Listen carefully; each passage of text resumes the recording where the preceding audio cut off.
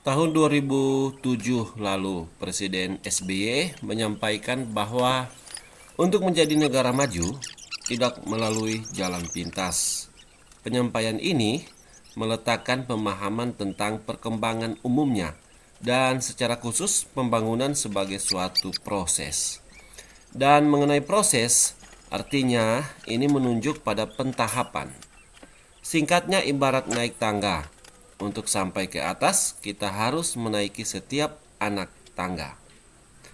Lebih lanjut, SBY mengatakan Indonesia harus membangun dengan 5 paradigma.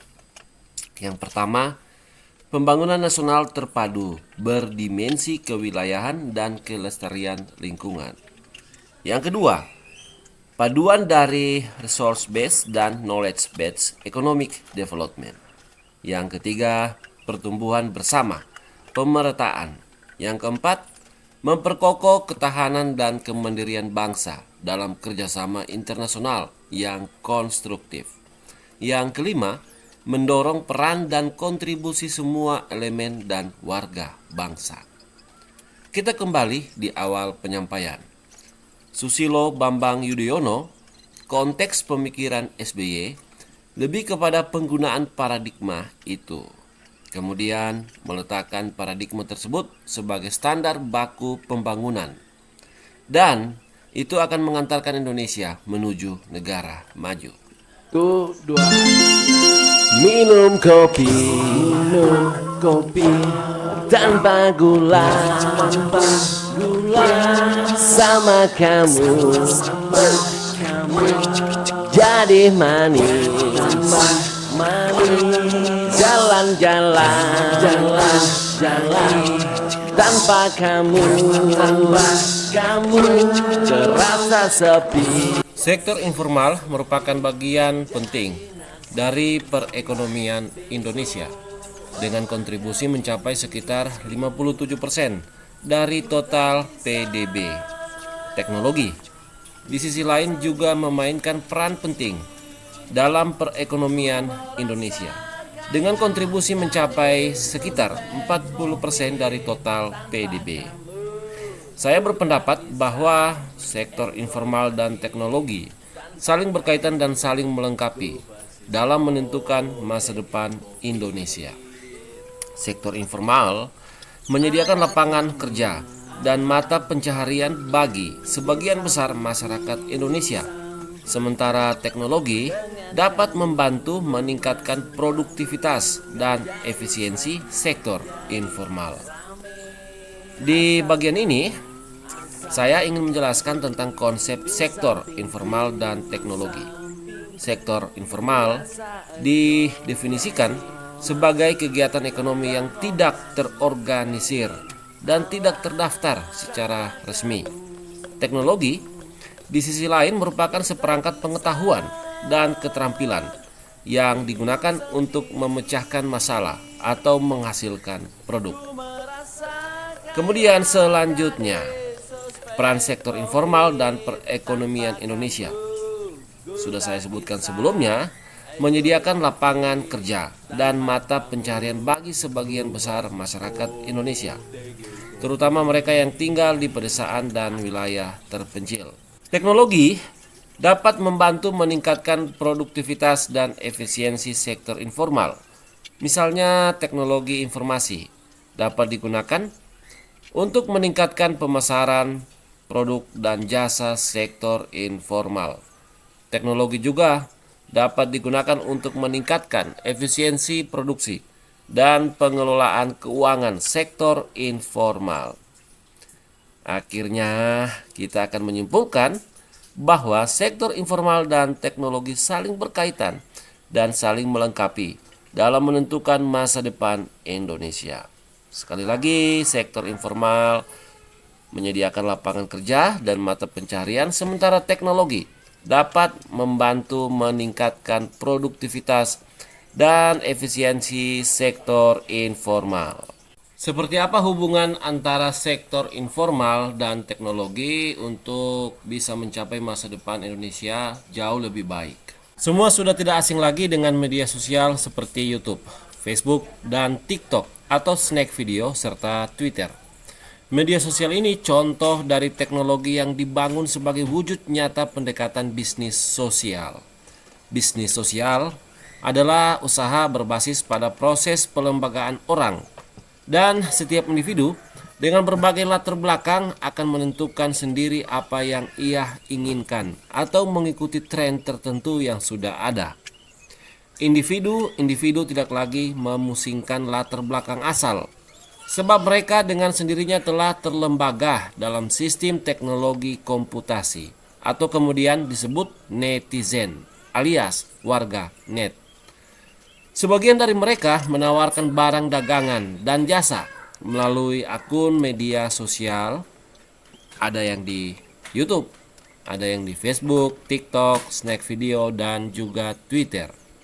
Dan pembeli atau calon pembeli berasal dari jejaring pertemanan dan bisa berasal dari luar jejaring pertemanannya di salah satu akun media sosial yang ia gunakan.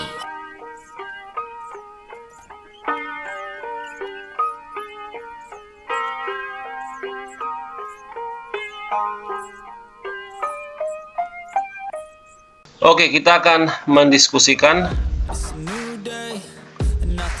seperti apa sebenarnya hubungan sektor informal dan teknologi media dalam kaitannya atau sebagai dasar kita untuk memandang kedua bagian ini, kedua bidang ini, satu sektor informal dan satunya teknologi media sebagai ya dapat dikatakan sebagai aset atau jaminan untuk mencapai atau kita dapat mewujudkan masa depan Indonesia, terutama berkaitan dengan masa depan ekonomi Indonesia. Sebenarnya kalau kita lihat dari sifat hubungan sektor informal dan teknologi media untuk dasar hubungannya, maka ada sedikit berbeda ya, tapi intinya perbedaannya tidak terlalu banyak. Nah, yang sama itu misalnya hubungan sektor informal dan teknologi media itu terjadi karena ada kesamaan karakter dari sektor informal dan teknologi media. Karakter yang saya maksudkan di sini misalnya sektor informal ini jadi dia tidak baku. Nah, dia tidak baku atau dia terbuka bagi siapa saja yang ingin merintis atau membuat usaha tertentu. Jadi sifatnya itu yang pertama ya karena memang didukung oleh kesamaan karakter, misalnya tidak bersifat baku. Bahkan misalnya kalau kita lihat ya untuk contoh kasus pedagang kaki lima PKL, malah PKL sendiri ini terkesan kayak tidak teratur. Nah, begitu juga dengan teknologi media, karakter yang sama dengan sektor informal, ya sifat utamanya itu sifat dari karakternya memang tidak teratur. Dalam pengertian siapa saja bisa memiliki akun media sosial sepanjang dia memenuhi standar atau ketentuan minimal. Misalnya ya yang penting kita memasukkan kartu identitas. Kalaupun belum cukup umur, artinya belum 17 tahun, kita bisa menggunakan kartu identitas seperti kartu siswa. Itu bisa kita masukkan di situ. Atau standar minimal, ketentuan minimal lainnya ya kita harus memasukkan nomor ponsel di pengaturan akun media sosial. Dan tiap orang itu dimungkinkan untuk memiliki lebih dari satu akun media sosial. Jadi macam-macam, dan juga setiap individu yang memiliki akun dari media sosial bebas saja untuk mengupload apa yang dia suka. Seperti itu. Jadi atas dasar itu karakter yang ingin dilihat atau ditonjolkan dari teknologi media adalah sifatnya itu sama dengan sektor informal yaitu tidak teratur. Yang kedua, basic brandnya atau citra dasarnya lebih kepada jejaring sosial digital atau jejaring pertemanan, atau bukan jejaring pertemanan yang terjadi pada jenis atau merek media sosial tertentu, misalnya berkaitan dengan akun media sosial yang kita miliki. Dan berkaitan dengan dasar hubungan berikutnya, yaitu memiliki syarat atau ketentuan komunitas sesuai jenis atau merek media sosial. Misalnya kalau di YouTube kita punya ketentuan komunitas kreator YouTube.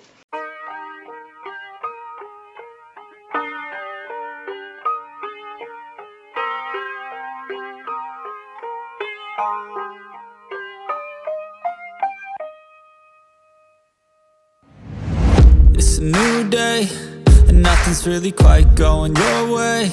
You got bad news that's confusing. You got sad news that you're wounded. And it feels like the worst time. You're worried and scared and not fine. You feel unprepared with no signs. Well, it'll be alright, you just gotta fight.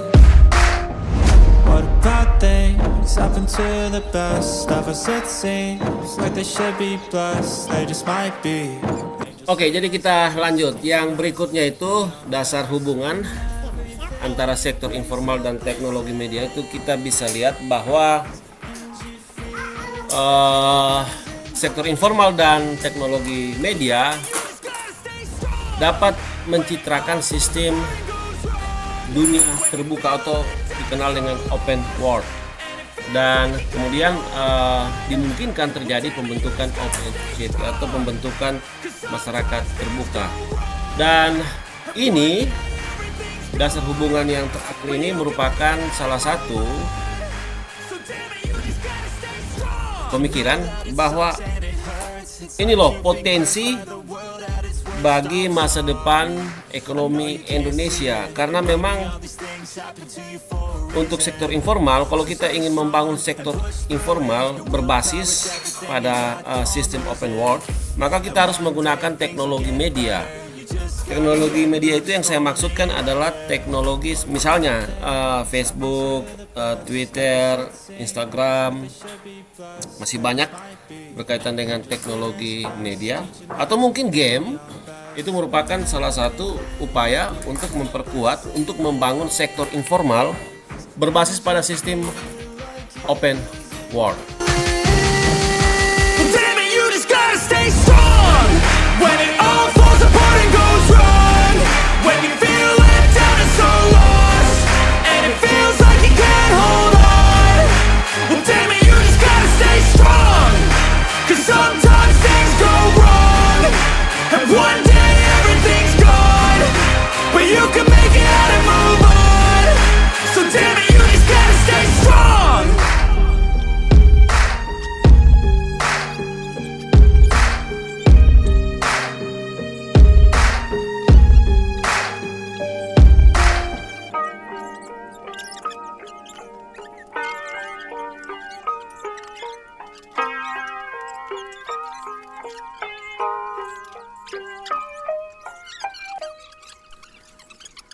Jadi di konten ini ada 3 mata kuliah yang di merger, kemudian 3 mata kuliah ini diperhadapkan dengan studi kasus.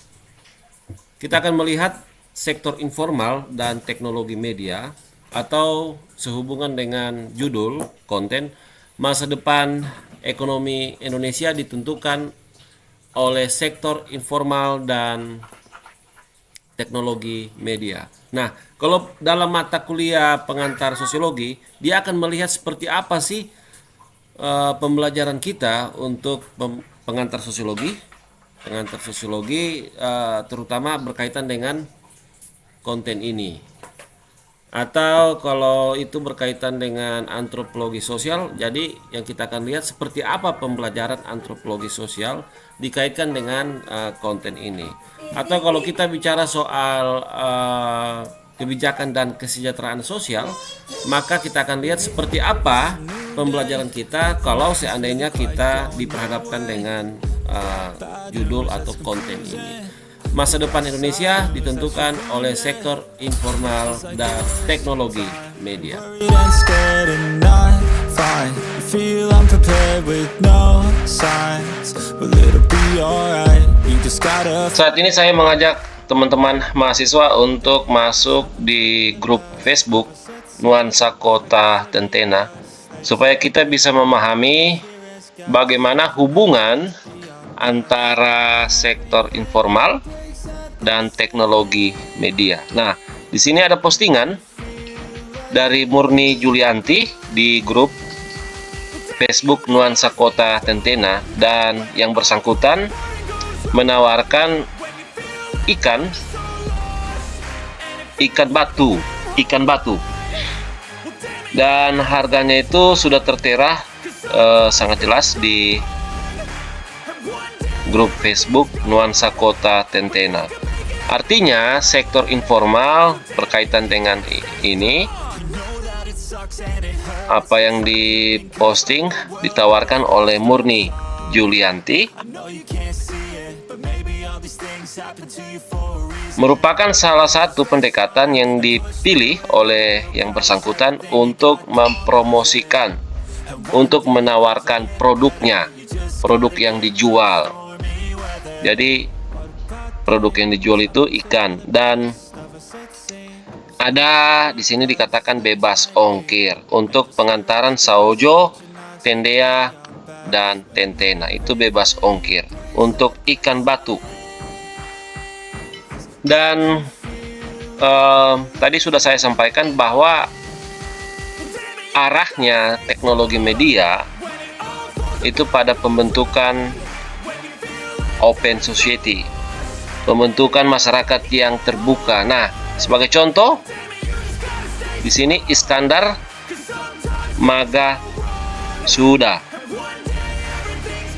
Jadi di sini Murni Julianti dalam hubungannya dengan Iskandar Maga Suda itu sama sekali tidak saling mengenal ya, mereka tidak berkenalan, mereka juga tidak tahu menau tinggal di mana Murni dan seperti apa Iskandar Maga, baik itu menyangkut tempat tinggalnya atau mungkin gambaran dari Iskandar Maga Suda. Jadi sama sekali tidak tahu menau. Dan ini salah satu contoh bagaimana arahnya teknologi media pada pembentukan masyarakat terbuka, open society. Tapi ini hanya terbatas, dalam pengertian ini hanya terbatas pada anggota atau member dari grup Facebook Nuansa Kota Tentena. Tapi memungkinkan siapa saja bisa masuk di grup Facebook ini. Mungkin dia berasal dari luar negeri, ya silakan saja gabung di sini. Jadi tidak ada batasan.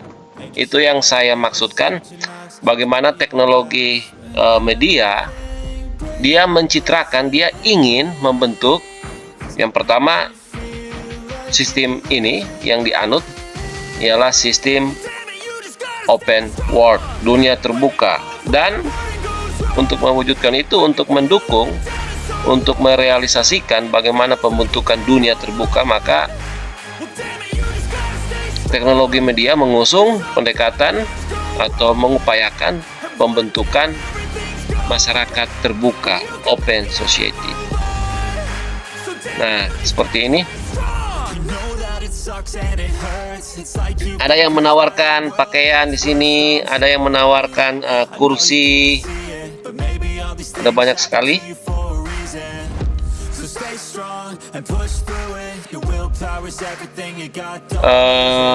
Ada yang menawarkan jasa juga di sini. Ada yang menawarkan ikan kering, ada banyak sekali di sini. Ada yang ingin minta bantuan untuk kalau ada informasi nomor ojek di bagian Tentena itu siapa yang tahu bisa diberikan ke Desi Tape. Nanti diperlukan untuk pengantaran atau aktivitas pengantaran ngojek tiap pagi. Kemudian ada juga sama ini makanan yang sudah jadi oleh Sita Popule. Ada yang menawarkan beras pulut, macam-macam. Ada yang menawarkan ikan juga. Ada yang menawarkan rumah kontrakan, makanan sama seperti yang sebelumnya, dan ini menawarkan juga ayam hidup dan ikan juga. Ada banyak sekali kalau kita lihat.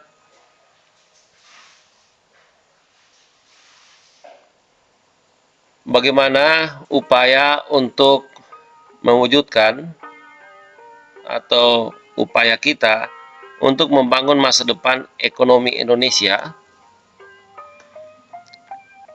berbasis atau berdasarkan hubungan, kalau kita ingin lihat sektor informal, hubungan sektor informal dan teknologi media. Oh ya, saya lupa. Jadi yang disebut atau yang dipahami sebagai sektor informal, yang pertama itu berkaitan dengan perdagangan, dan yang kedua itu berkaitan dengan jasa. Jadi ada perdagangan dan jasa, itu sektor informal, dan sifatnya tidak terorganisir. Ini tidak terorganisir artinya contoh misalnya Yolan Veronica Mekabe, dia menawarkan sapu lidi 15.000 per 2 ikat. Jadi postingan ini tidak diorganisir, artinya Yolan bisa mengupload di mana saja, termasuk di akun di luar grup, maksudnya di akun media sosialnya. Misalnya kalau FB ya atau Facebook ya di akun Facebook. Jadi si Yolan dia mengupload bisa di nuansa di Facebook grup Nuansa Kota Tentena atau Facebook grup yang lain, bebas saja, dan tidak ada batasan bagi seseorang itu mengupload, mempromosikan barang dagangan atau jasa. Dan saya pikir ini juga tidak diorganisir oleh pemerintah. Pemerintah tidak menetapkan Nuansa Kota Tentena sebagai salah satu portal untuk ya semacam tempat untuk tawar-menawar di sini barang dan jasa, produk dan jasa. Pemerintah tidak mengatur itu. Ini dengan sendirinya ya kita bebas saja gunakan fasilitas ini. Jadi seperti ini contoh bagaimana hubungan antara teknologi media dan sektor informal. Nah, kita masuk pada hubungannya dengan mata kuliah kita. Jadi ini studi kasus. Nanti kita akan pelajari lebih lanjut bagaimana hubungannya dengan studi kasus ini, maksudnya dengan pengantar sosiologi, dengan antropologi sosial, dengan kebijakan dan kesejahteraan sosial. Itu nanti kita akan ulas lebih lanjut sehubungan dengan masa depan ekonomi Indonesia ditentukan oleh sektor informal dan teknologi media.